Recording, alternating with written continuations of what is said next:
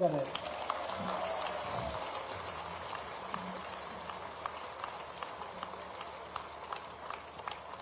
जिन्होंने वर्गीकृत रूप से 4 श्रेणियों में अगर सबको जोड़ा तो हमारे बीच गरीब, महिला, युवा और इन सबका मोर मुकुट है किसान और गांव। हमें इस बात का आनंद है।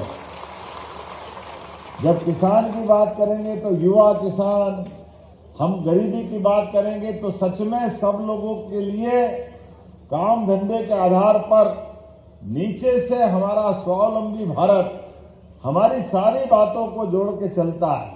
ऐसे में गांव की समृद्धि इकाई सब प्रकार से चिंता करती और इसीलिए आज गांव के अंदर पंचायती राज व्यवस्था में सबसे काम की अगर धुरी पंचायत है तो उसकी आत्मा पंचायत सचिव के रूप में होती है।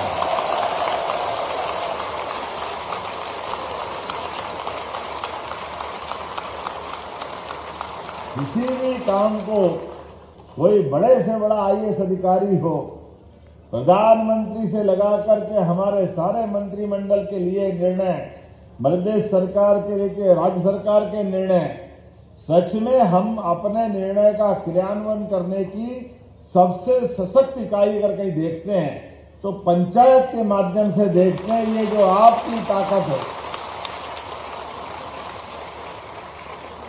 आपके माध्यम से जो काम हो सकते हैं भविष्य की दृष्टि से भी, तो हमारा सबका फर्ज है सच में हमारे गांव की पंचायत राज व्यवस्था मजबूत करो। अपने आप प्रदेश और देश मजबूत हो जाएगा। और ऐसे में जब पंचायत सचिव और पंच परमेश्वर इस आधार पर हमारे अपने जन जन के कल्याण की भावना के लिए विकास के पैमाने पे आगे बढ़ते हैं तो मुझे इस बात की प्रसन्नता है। हमारे लिए तो भगवान राम के काल को याद करो तो भगवान राम के काल में भगवान राम के सारे असंभव से असंभव काम करने के लिए जो हनुमान जी काम कर सकते वो हमारे पंचायत सचिव कर सकते हैं।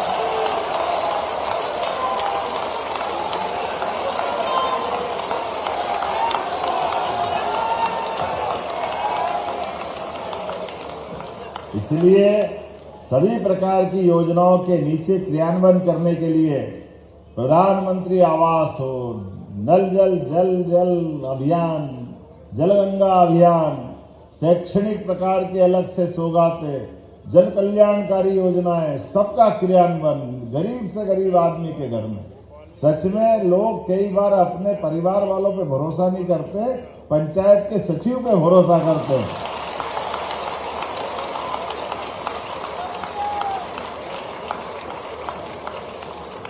पंचायत सचिव को अपने मन की बात बता करके दुख दर्दों में भागीदार बनाते, उस पर अपेक्षा करते, उससे आशा करते भविष्य की योजनाओं के लिए भी। और आप भी कम नहीं हो, जिसको आप प्रेम से देख लो तो जीवन धन्य कर देते हो।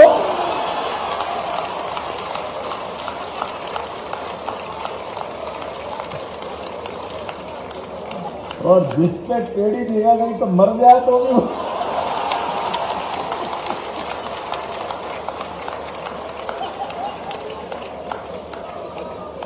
लेकिन भगवान करे आपकी टेढ़ी निगाह किसी पे पड़े ही नहीं। क्योंकि गांव के आदमी भोले भंडारी होते हैं और भोले सबसे प्रसन्न, पानी से प्रसन्न भारत माता की जय। हमारे लिए परमात्मा ने ये मौका दिया एक पंचायत इकाई के माध्यम से सच में आने वाले समय में भी और हमारी सरकार इस पे काम कर रही है। माननीय मंत्री जी के माध्यम से भी सभी क्षेत्रों में धीरे धीरे करके, इसलिए ये हमने अलग अलग श्रेणियों के अलग अलग वर्ष बनाए और आने वाले समय में ये जो वर्ष किसान कल्याण वर्ष, इसमें आपके लिए और बड़ी संभावना काम की रहने वाली है, जिसके आधार पर हमने 16 अलग अलग मंत्रालयों को कृषि वर्ष या किसान कल्याण वर्ष में केवल एक डिपार्टमेंट नहीं, उसमें सारे डिपार्टमेंट समाहित है, सारे प्रकार से विचार कर रहे हैं कि आप किसान के कल्याण की बात कर रहे हैं तो वहां हम पशुपालन विभाग भी देख रहे हैं, मत्स्य पालन भी देख रहे हैं, हार्टिकल्चर, एग्रीकल्चर, सहकारिता, ऊर्जा, नवकरणीय ऊर्जा, अपनी एमएसएमई इकाई, सब प्रकार के लघु कुटीर उद्योग, सारे क्षेत्रों में समान रूप से आगे बढ़ने के लिए सभी को जोड़ करके जब हम काम करने की बात करते तो सब में बड़ा रोल फिर पंचायत सचिव का आता है। हर जगह आप दिखाई देते,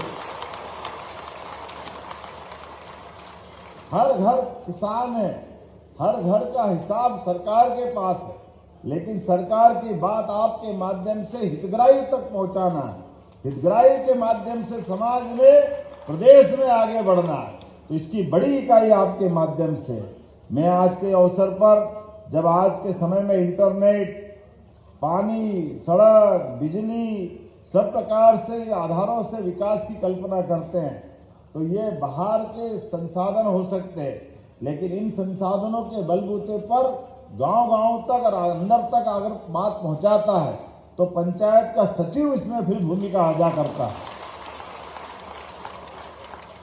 इसलिए आज जब भारत डिजिटल युग में प्रवेश कर रहा है और आसपास के देशों की तरफ, दुनिया की तरफ देखो निगाह, तो कई बार डरावना पक्ष भी दिखाई देता है, लेकिन गांव में कोविड के काल से लेकर आज तक हमारे गांव ने सबसे मुकाबला किया। तो गांव की स्वच्छता, गांव का पारिवारिक माहौल, गांव के बाकी व्यवस्थाओं पे आपके माध्यम से हम बहुत सारी बात सोच रहे हैं। ऐसे में जब हम आपसे अपेक्षा करते हैं तो आपकी अपेक्षा के लिए हम चिंता करने के लिए तैयार हैं।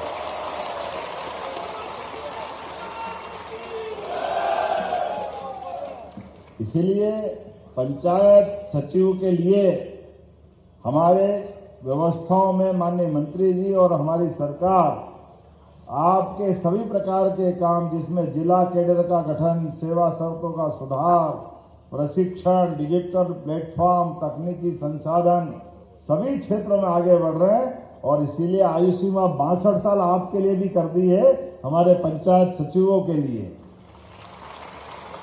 और 13 सितंबर 2023 से 7वें वेतनमान के आदेश भी जारी कर दिए। ये हमारे मन में आपके प्रति का जो भाव है, और पंचायत सचिवों को जो 250 रुपए का भत्ता वही है ना दिया जा रहा है,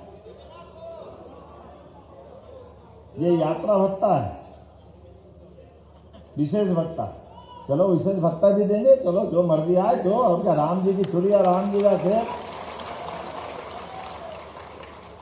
और ये जो 1.5 लाख लेने की बात करते हैं, वो 1.5 लाख भी नहीं लेंगे, छोड़ देंगे, ये पक्का है।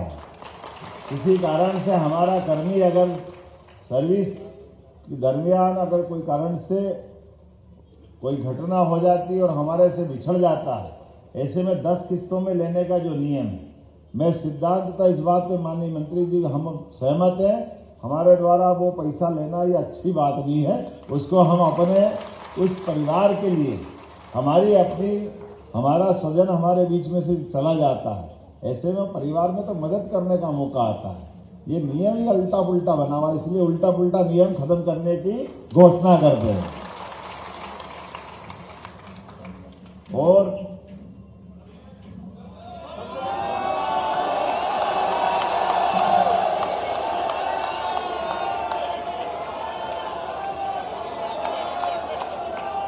ऐसे में जब आपसे बात कर रहा हूं तो हमारे बीच सरकार भी बहुत सारे अच्छे काम, जैसे वृंदावन गांव की योजना भी आपको दे रहे हैं। हमारे अपने राज्य के अंदर गोपाल कृष्ण आए और कहां से कहां दुनिया के अंदर, तो वृंदावन गांव के लिए आपके माध्यम से भी इसी प्रकार से विकास के सभी कामों के लिए, वैसे तो हमने पंचायत सरपंचों को 25 लाख तक के काम करने के अधिकार देकर आपको भी अधिकार संपन्न बनाया है। जब ताली वाली बजा सकते हैं, इसमें भी दिल खोल करके है। लेकिन ये बात भी गारंटी है, मुझे इस बात का संतोष भी है और ये इस बात को समझने के लिए आपके साथ खड़ा रहता हूँ। कोई और विभाग होता तो उसके 50 तरह के नाटक रहते, लेकिन पंचायत अपने काम को बिल्कुल अच्छे ढंग से करती है। इस अपेक्षा के साथ हम ये लगातार आपको अधिकार संपन्न बनाते जा रहे हैं। अब हर पंचायत में सुसज्जित कार्यालय, अटल भवन, सामुदायिक भवन, ऐसे कई प्रकार के काम और इसी प्रकार से पंचायत प्रतिनिधियों का, कर्मचारियों का प्रशिक्षण, उनमें केवल कौशल नहीं बढ़ा रहा है, शासन के काम करने की पद्धति बदलते जा रहा है। ऐसे में जब मैं आपसे बात कर रहा हूं तो हमारे बीच आज यहाँ समयमान वेतनमान के निर्देश जारी करने के लिए क्या कमेटी बनाना है? हो गया, संविलियन की कमेटी बनाना है। तो मैं माननीय मंत्री जी से घोषणा करता हूं इस संबंध में आप बिल्कुल, हम आपके साथ हैं और बहुत जल्दी इसके रिजल्ट आएंगे। मैं आपको अग्रिम बधाई देता हूं। इस बुलेटिन में फिलहाल इतना ही, ले रहे हैं हम एक ब्रेक। आगे खबरों का सिलसिला जारी रहेगा।